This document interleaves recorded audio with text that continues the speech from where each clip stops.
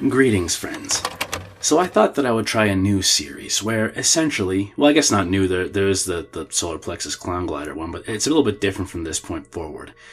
Today we're just going to be like analyzing creepypastas and giving our thoughts on them. And I think that this one is rather interesting. So anyone who watched Family Guy, you'll notice that like it used to not be particularly like graphic or whatever, but season 8 was kind of, it really ramped up everything for no real apparent reason. Like, I remember when I was young watching that when it came out, and it was really gross, to the point where, like, it kind of rivaled most horror movies. Like, and I understand that sounds, like, dumb if you've seen, like, shock videos or whatever, but it was it was disgusting. Season 8 of Family Guy, and this story here is one that was posted to X, and now it posits a theory as to why this happened. So this story, basically, it's supposedly, right, the explanation as to why that season was so over the top. So, without further ado, let's get into it, and then maybe I'll give it some thoughts afterwards. So, this story is informally called The Dark Side of Season 8. I will not say who I am. I will not say what position I held that allowed for me to be aware of this information that I'm about to share, and suffice to say, I don't hold that position anymore. I've read some of the letters directed at Seth and Fox complaining about Season 8 of Family Guy, and while I can't officially make these statements to any press, I don't want to stay quiet anymore. Many people feel that Season 8 was just off in an odd sort of way. For anyone who took note of Season 8 of Family Guy for the specific reason of elevated graphic violence, I wanted to say this. Seth MacFarlane was going through a lot during the times these episodes were written and produced. He was heavily involved in writing the episodes alongside series writers, several of which made comments later regarding his apparent state of mind during writing sessions. However, more recently, when looking for corroborators, my ex-coworkers denied Seth being involved as he was, as well as Steve. My ex-coworkers denied Seth being as involved as he was, as well as Steve, whom I'll explain in a bit. A number of scenes did generate a certain amount of negative viewer response. Peter's head getting crushed between two logs, for instance. But I'd like to point out that these images were no more graphic than the things you might see on other adult cartoons. In addition, there's been blood and gore in the series before. Typically, it's just more spread out over the season. However, if you feel that such imagery was out of place for the series, you were right.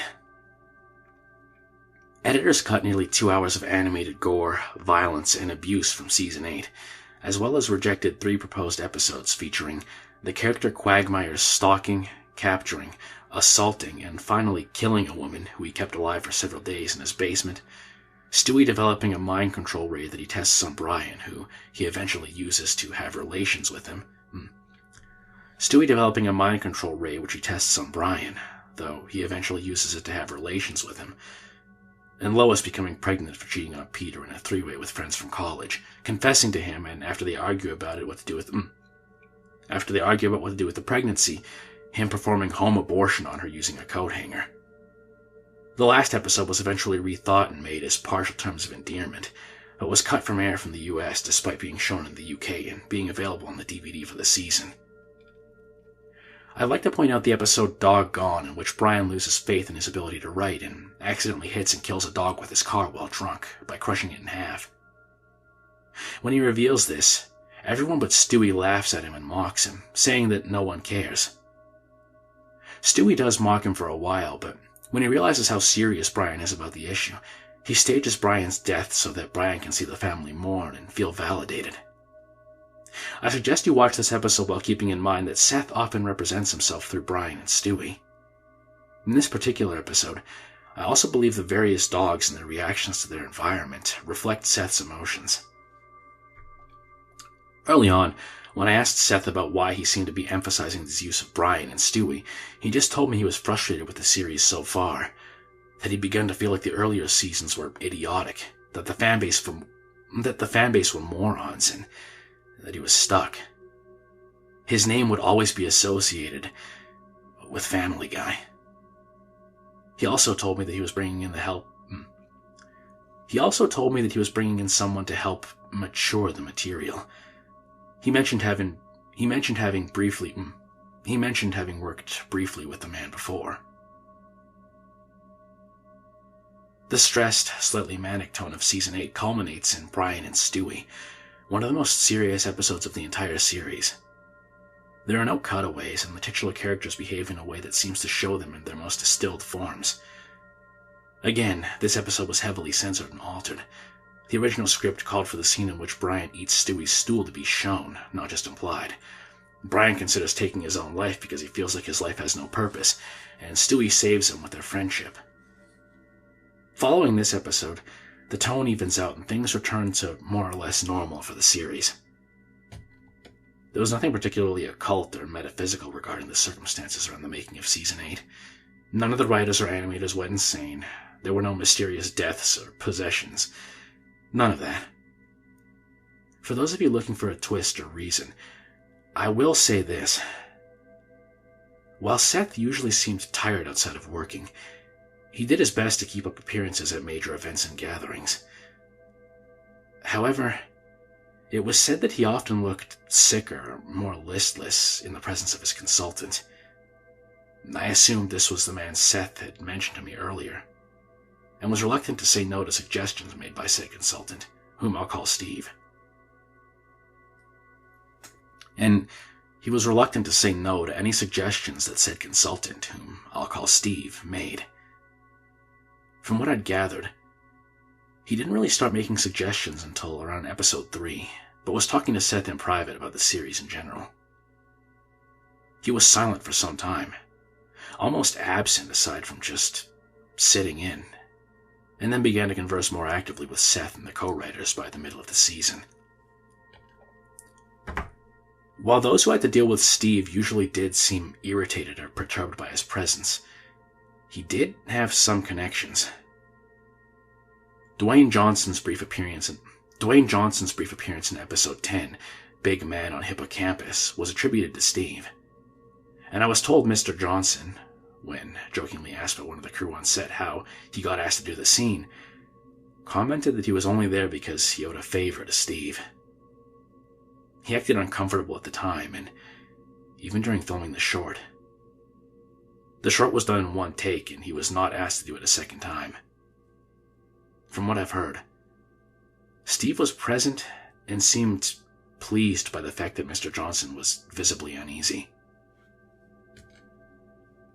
During one session, the second time I saw him in person, I did question Steve directly about a suggested plot, and when he turned to look at me, I was genuinely scared. I had no idea why.